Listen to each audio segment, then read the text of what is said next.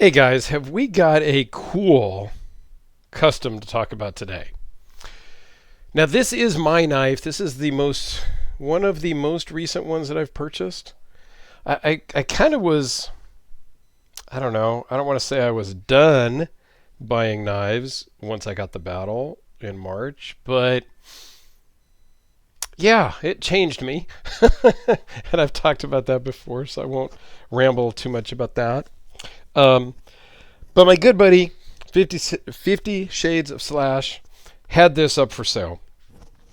And we talked quite a bit, and, we've bought and sold and traded knives before. And this one looked interesting to me. And I didn't know anything about it, but he made me a good deal. And he was looking to buy a watch. So he was selling some knives to buy a watch. Now, that sounds kind of familiar because I have been there and done that. So it pulled on my heartstrings, and I said, sure, I'll take that one. There was another one also that he had that was very interesting to me too, but somebody else was already interested in that one as well. So I took this one, and this is a Frederick Knives Tartarus, I think is how you pronounce it. It's Tartarus. So I will, just call it my newest custom because I can't pronounce it. But anyway, and it's made by Aaron Frederick, who's a little known, amazing knife maker. So he makes a lot of cool stuff. I'll put a link to his Instagram and his website down below. The website, it's not super great, but again, he's a knife maker, not a web designer, so I'm okay with that.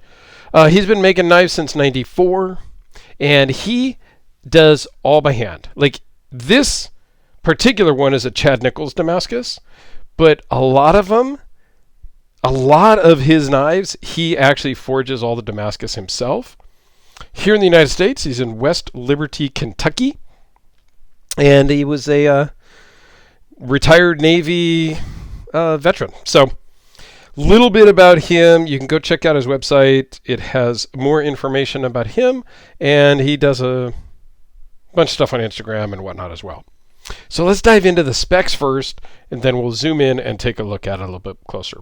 So it's 4 7/8 overall, or closed. 8 3/4 overall. Just my style. Just my size. This is right in my comfort zone. The blade is 3.84 with a 3.67-inch cutting edge. Chad Nichols Damascus. Blade thickness is 0.138 at its thickest. Really kind of tapers down and has a really nice grind. Overall thickness is 0.581. Runs on bearings, and it's 7.1 ounces. Okay, so it's a little on the heavier side, if you will. But to me, it's not. Like, a lot of my stuff is that. So the Dyer wear, or the Demko AD20 in G10 is 6.3, I think. 5.7, 6.3. Full titanium 6.6, I think. So it's just slightly heavier than the AD20 in full titanium. Take a look at the pattern on the blade there. Just beautiful. Now this did just come back from Sean Campbell, and I'll put a link to his Instagram down below. He is a custom knife repairer and modder. Okay, so it's got hammered zirconium bolster, lightning strike carbon fiber, same Chad Nichols Damascus backspacer, titanium liners, and a hammered zirconium pocket clip. So when I bought this from my buddy, the pocket clip was super tight. It had this weird little bend in it. Not a lot of spring to it because it's very short and it's zirconium. And the ramp was really bad. It would go in the pocket, but quite frankly, it just didn't come out of the pocket. Not my jeans, anyway. So I talked to Sean, who's done some other mods for me before and some quick repair things on a couple of other deals. And I talked to him about sending this down to him and would he be interested in just tweaking the pocket clip. He said, sure, no problem. So my buddy, I saw Alex from the Knifebox channel down in Southern California recently, handed it off to him, who took it to Sean, who really literally fixed it in a day. Sean had an idea to change the liners from a purplish color to this lighter blue, as well as the pivot and the hardware. I was like, sure, you got to take it apart and do some stuff anyway, why not? So this is how it came back. It was a little more purple, but the purple was not super consistent across. Not really sure. But now we've got the blue liners and the blue with a little bit, so it's blue anodized, but then it's kind of polished off on the tops. So it kind of pops a little bit better. I'm good with it. I was fine with the purple also, but I figured what the heck, Sean's going to have it apart and doing stuff to it. Why not make it just a little bit different? This is really going to be one of my daily carry users. Okay? I have just changed, right? I don't carry a Delica every day anymore. Gone are my days of carrying Spydercos every day. And there's nothing wrong with that. I've just moved on and up a little bit, I think. That's all. So this, I wanted to really be a user knife for me, so that's why I had Sean kind of adjust the clip. So it was just in and out, no problem. So let's just have a couple size comparisons. We'll do a couple of our normal things, and then I brought out some bigger knives too, just to kind of compare to, so you get a good sense. Here's with the Sharpie and the Delica, okay? Because I always try to use those, right? And the Delica, yeah, I really need to clean that off. Man. Okay, so then we're going to jump up a little bit to the Taubig Bodega. Basically exactly the same size. The Bodega is a little bit thicker overall because it has what they call the bubble inlays, which is the G10 is proud of the titanium scales. So it's slightly thicker. But again, it just feels great in the hand, and it has that good size, exactly like this Frederick knife. I mean, it just fits in the hand really well. It's sharp and can really do a lot of good work. Okay? Staying with the carbon fiber theme, the Daiware Solo V5. I did go back and check. I keep getting confused if this is a 4 or a 5, but it is a 5. It is for sale. Just throwing it out there.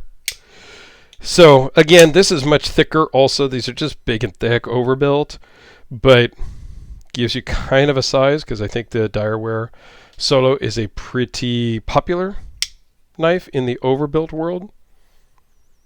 And then we go to the Demko AD20, which is super popular right now. So a lot of people know the size of this. Very, very similar in size as the Frederick Tartarus. Another big Steelcraft Glimpse. Again, basically the same size. This is really the knives that I have carried a lot, have been a lot of the bags, Daiware, things like that. And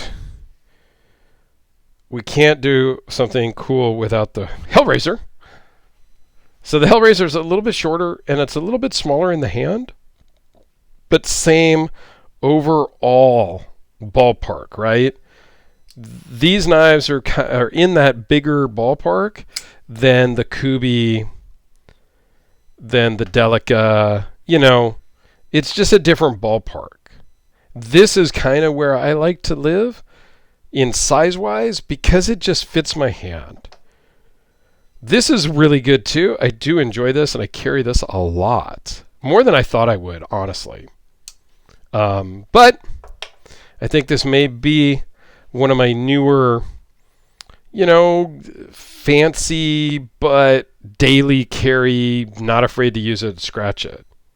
My One of the ones that I use for that today is really my Todd Fisher Sr. Archangel. That one gets carried a ton. It's a little thicker than this. I didn't pull that one out over here to the table, but that one gets a lot of pocket time. So I don't know. We'll see how it shakes out. I have a hard time keeping track of what knives I carry on a daily basis. I know a lot of other YouTubers are doing, oh, this is the knives I mostly carried in the month of July. You know, I carried this for 7 days. I carried this for 6 days. I carried this for 5 days. You know, quite frankly, it's too hard for me to keep track because throughout the day I change knives because I work from home. So I may have something in the morning, something different in the afternoon. But if you have not checked out Frederick Knives, you are doing yourself a disservice. He has such a crazy range of knives. There's a ton on Arizona Custom Knives for sale as well, which may be a great spot to see a lot of different models.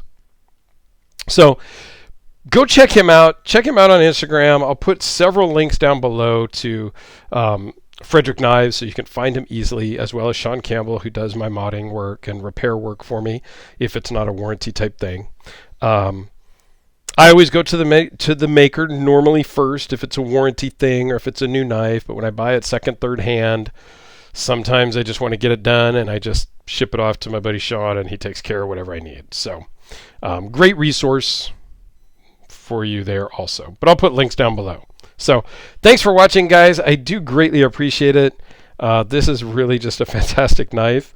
And JP, thank you so much for allowing me to buy this and making me such a great deal. I greatly appreciate that too, as always.